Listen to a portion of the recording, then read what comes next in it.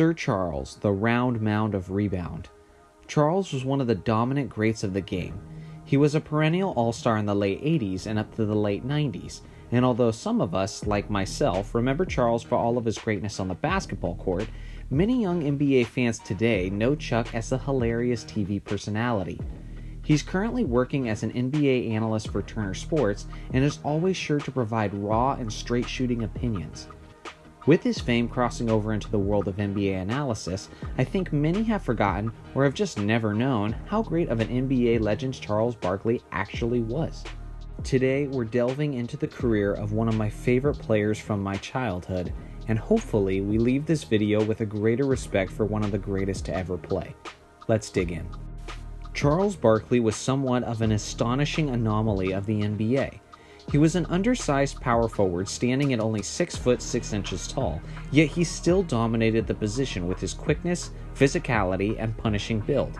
Despite the fact that Sir Charles was only 6'6", he still dominated the boards and solidified his legacy as one of the greatest rebounders in NBA history, averaging 11.7 rebounds per game over the course of his career. Charles was also one of the most efficient scorers of all time, which is quite a remarkable achievement, especially when you consider the fact that he was usually a few inches shorter than the power forward that was guarding him. Despite his lack of length, Charles still often scored at will, as he averaged 22.1 points per game over the course of his career and is currently 26th all-time on the NBA's all-time scoring list. The most incredible part about Chuck's scoring ability wasn't simply just the scoring, but the manner in which he scored his points. Like I mentioned, Charles was an unbelievably efficient scorer, as he shot an incredible 54.1% for his career. So just how efficient is that exactly? Well, out of the top 50 scorers on the all-time list, he's the most efficient non-center from the field in NBA history at 54.1%. If you choose to include centers, he was third all-time, behind Kareem Abdul-Jabbar at 55.9%, who was 7 foot 2 inches tall and had the most indefensible shot in NBA history, the hook shot. And he was also behind his fellow analyst, Shaquille O'Neal, who shot 58.2%, who basically spent his entire career simply dunking the basketball as a 7 foot 1 inch center. Sure, Chuck did his fair share of dunking as well, but he also did a lot of damage throughout his career from mid-range and even occasionally from three-point range. Chuck's dominance didn't just affect the NBA in terms of wins and losses, but his dominance actually changed the way the game is played. Thanks to Chuck's ability to use his strength to back down the opponent, the NBA had to create a back-to-the-basket rule. Now, for any player located below the free throw line, he can no longer back down a player with his back to the basket for as long as 5 seconds, which was something Charles did decently often in his games before the rule was put into effect. Despite his world-class scoring, rebounding, efficiency, and the way he changed the game, Charles was still unable to claim that elusive NBA championship. When you add all of this up, you have a legitimate argument for the title of NBA's greatest player of all time to have never won an NBA championship. Obviously, guys like Karl Malone, John Stockton, Allen Iverson, and Elgin Baylor have their own case for that title, but if you ask me, that title belongs to Sir Charles.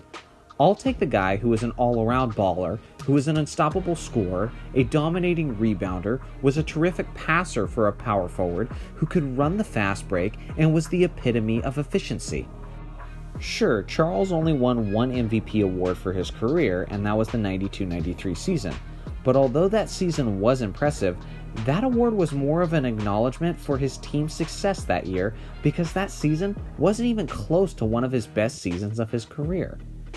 These are the impressive numbers from the 92-93 season, where he led his Phoenix Suns to a 62-20 season and eventually a trip to the NBA Finals. Although these MVP stats are incredibly impressive, when you compare them to the numbers of his previous seasons, you begin to see how Charles could have been winning MVP awards year after year during his prime. Notice particularly his remarkable efficiency compared to his MVP season. During Barkley's prime, he was shooting just about 60% from the field every year. That's unheard of, especially of a player of his size. One final thing I want to address to really emphasize the greatness of Charles Barkley and explain why he was as great as he was and yet didn't have all the championship success that many other greats have had. When Charles was in his prime, he never played beside a legitimate superstar. When he had just began to break out as a superstar in the NBA, his best teammate Julius Erving was in his late 30s and was nowhere close to the superstar he once was. By the time Charles Barkley actually played with a legitimate superstar in Hakeem Olajuwon, Charles was in his mid-30s and in the twilight of his career. At that point, Charles was averaging under 20 points per game and under 50% field goal percentage. Again, during Barkley's prime, he played with good role players and all-stars like Kevin Johnson, Dan Marley, and Maurice Cheeks, but never did he play with a legitimate franchise player, which brings me up to my next point. Listen, I love you, Shaq, but you need to stop heckling Charles for his lack of rings compared to your championship rings. You had a young Kobe Bryant who coincided nicely with the prime of your career. Kobe was an electrifying young superstar who could score at will and was also a lockdown defensive player. In 2 of Shaq's championships with the Lakers, Kobe was averaging near 30 points per game, 6 rebounds, and 6 assists while being a lockdown defender and a clutch performer. No offense to you, Shaq, but you had this guy Kobe Bryant who could win you Game 4 of the NBA Finals when you fouled out. Tell me, who's supposed to do that for Charles in the '93 Finals against Jordan's Bulls? Kevin Johnson or Dan Marley aren't taking over a game like Kobe Bryant can. How about Shaq's lone championship with Miami? Shaq wasn't even the best player on that team. It took a clutch series from Dwayne Wade where he literally carried his team on his back, averaging 34.7 points, 7.8 rebounds, 3.8 assists, and 2.7 steals in a dominant effort to beat the Mavericks in the '06 Finals. What if Charles Barkley had that kind of support in the '93 Finals or just in his playoff runs in general? What about Charles' competition at his own position? Karl Malone and Charles Barkley were often compared to one another for the title of best power forward in the NBA.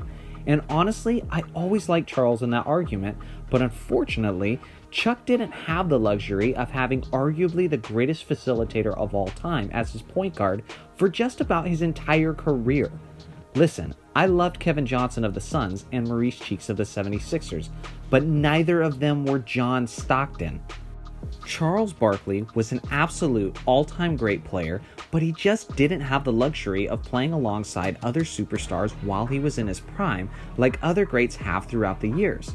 If that had been a luxury that Charles had been blessed with, you bet he would have had the rings to show for it.